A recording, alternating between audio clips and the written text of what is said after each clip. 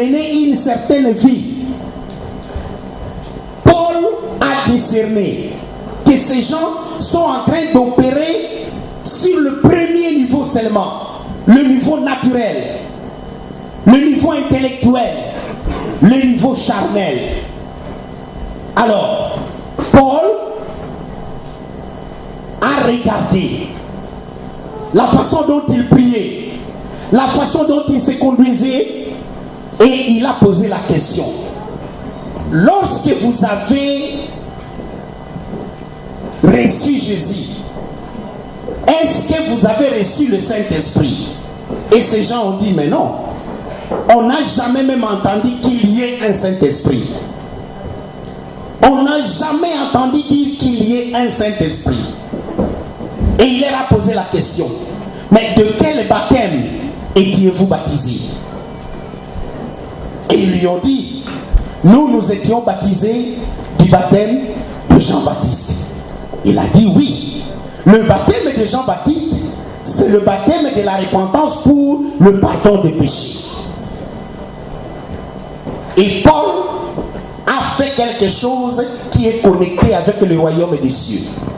Il leur a imposé les mains. Et au même instant, il a activé quelque chose qui était en eux. Et ces gens qui n'ont jamais connu le Saint-Esprit ont commencé à parler en langue, ont commencé à prophétiser. Alléluia. Amen. Ces deux expériences bien-aimées nous amènent à voir quelque chose. La différence entre Acte 17 et Acte 19 est que dans Acte 19, la Bible nous dit que Paul est resté à Éphèse pendant 2 ans. Il n'enseignait que le royaume de Dieu. Il n'enseignait que le royaume des cieux. Il ne parlait que de Jésus-Christ sans se préoccuper de la religion. Et la Bible nous dit: toute l'Asie a été gagnée à cause du message de Paul. À tel point qu'il y avait énormément de manifestations du Saint-Esprit. On appliquait des mouchoirs sur les gens et les gens étaient guéris. Alléluia. On appliquait des mouchoirs sur les gens et les gens étaient guéris. Maintenant, je vais vous poser une question, bien-aimés. Si vous vous asseyez et vous regardez autour de vous, si vous examinez attentivement aujourd'hui ce que l'Église fait et ce que la Bible dit au sujet du royaume des cieux, qu'est-ce que vous constatez? Je crois, si vous êtes sincère, vous allez dire que vous êtes étonné. Étonné de quoi? De voir que l'impact de l'Église sur le monde est nul. L'impact de l'Église sur le monde est nul. Pourquoi? Puisque l'Église, au lieu de vivre le royaume, l'Église veut se conformer et appliquer les mêmes lois que le monde. Paul a fait un compromis, il a échoué. Il est sorti d'Athènes avec un échec patent. Et aujourd'hui également, vous allez voir que tous ceux qui n'appliquent pas les principes du royaume des cieux, ce sont des gens qui échouent. Et nous allons les démontrer. Donc, les gens ne sont pas attirés vers nous, puisque nous sommes comme eux. Les gens ne nous voient pas autrement. Ils ne constatent pas que ces gens sont en train de bouleverser le monde. Ils ne constatent pas que ces gens sont en train de semer le trouble, comme on accusait parfois les apôtres, que vous êtes en train de semer le trouble. Mais vous ne semez aucun trouble. Au contraire, vous êtes conforme à tout ce qui est autour de vous. Pourquoi cela? Frères et sœurs, enfants de Dieu, nés de nouveau, fils du royaume, si normalement vous êtes fils du royaume, normalement, quand vous allez dans votre entreprise, quand vous allez à l'université, quand vous partez à la cité visiter des gens, les gens doivent sentir en vous quelque chose. Qu'est-ce qu'ils doivent sentir en vous?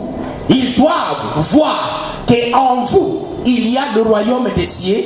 Vous êtes avec le royaume en vous et avec vous. Mais qu'est-ce qui arrive? Vous vous conformez avec eux sur tout ce qu'ils font. Ainsi, vous n'êtes pas différent d'eux. Vous n'êtes pas différent de tout le monde. Il n'y a pas d'impact. Aujourd'hui, la grande chose que nous allons vous faire voir, c'est que vous devez transporter le royaume avec vous et en vous. De sorte que vous ayez un impact palpable. Un impact palpable à cause du surnaturel, à cause du miraculeux. Mais vous, si vous vivez la vie que vous menez jusque-là, vous n'amenez rien d'autre qu'une religion dans la vie des gens. Or, religion pour religion, toutes les religions s'égarent. Alléluia. Religion pour religion, toutes les religions sont pareilles. Je vous l'ai dit en connaissance de cause. Au moins, moi, j'en ai connu deux. J'étais musulman et le christianisme. Dieu merci, je ne suis pas christianiste. Si ça existe. Alléluia. Mais dans l'église, vous trouvez beaucoup de christianistes. Beaucoup de christianistes. Vous les trouvez dans l'église. Donc, pendant ce message, nous allons nous efforcer de vous sortir de toutes ces choses-là. De vous amener à voir le royaume des cieux. Vous devez voir cela. Puisque la grande chose aujourd'hui dans la vie des gens, c'est quoi? Ils se contactent de leurs conditions. Les gens sont dans une condition. Moi, je vais à l'église. Moi, je prie chez le pasteur Mao. Moi, je prie comme si le pasteur Mao avait une église. Moi, je chante. Moi, je fais ceci. Moi, je fais cela. Ça, c'est une condition. Ça, c'est une situation. Mais quelle est votre position? Alléluia. Quelle est votre position? C'est la position qui est plus importante que votre condition. Pourquoi? Regardez la loi de l'aérodynamique. J'ai déjà parlé de ces choses-là ici. La loi qui fait voler l'avion. Il y a une loi ici, dans la terre, qui fait que tout objet jeté en l'air est attiré vers le bas. Mais une autre loi a été inventée pour que l'avion puisse voler. Cette loi-là de l'avion n'a pas anéanti la pesanteur, mais contrôle la pesanteur. Alléluia. Cette loi contrôle. Ainsi, vous également, vous pouvez adopter des lois qui contrôlent des choses. Vous n'allez pas anéantir ces choses-là. Vous n'allez pas les anéantir, mais au moins vous serez en mesure de les contrôler. Même Christ n'a pas tué le diable. Suivez-moi bien. Il n'a pas tué le diable puisqu'il rôde jusqu'aujourd'hui. Mais au moins il est contrôlé. Maintenant la grande question, qu'est-ce que vous contrôlez? Nous allons essayer de voir. Qu'est-ce que vous contrôlez? Qu'est-ce que vous contrôlez dans votre vie? La position est supérieure. Vous vous rappellerez que je vous avais parlé des lieux célestes. Quelle est votre position? Quelle est votre position dans le Seigneur? Quelle est votre position? Puisque dans les choses de Dieu, il y a trois types de chrétiens. Alléluia. Il y a trois types de chrétiens. Il y a trois catégories de chrétiens. La première catégorie, ce sont les enfants. La première catégorie, ce sont les enfants. La deuxième catégorie, ce sont les jeunes gens. Et la troisième catégorie, ce sont les adultes ou les pères. Les enfants, vous savez qu'est-ce qu'ils font? Les enfants chrétiens, ils sont tellement conscients de leurs péchés. Et ils ont tellement de besoins, de sorte que leur vie ne tourne qu'autour de deux choses. Leur péché et leurs besoins.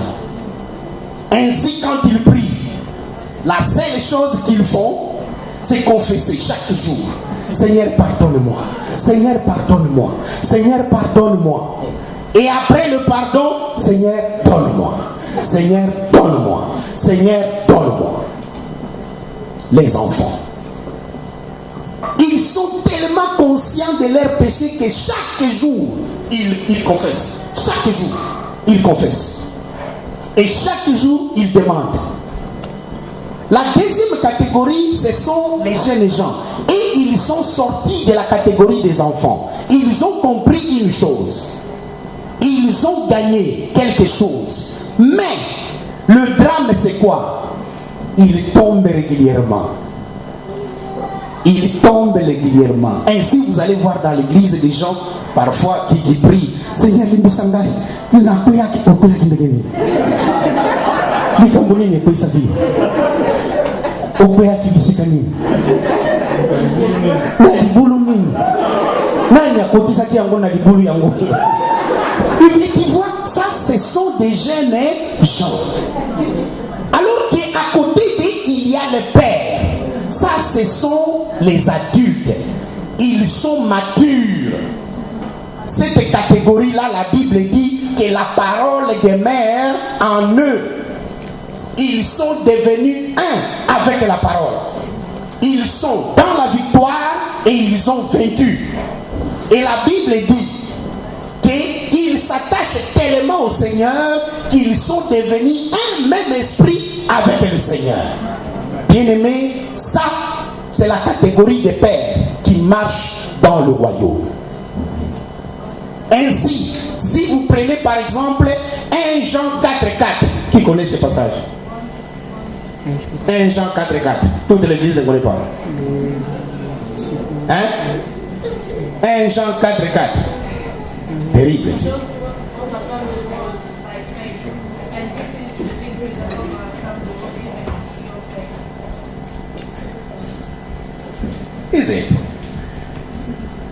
Vous, petits enfants, celui qui est en vous est plus fort que celui qui est dans le monde.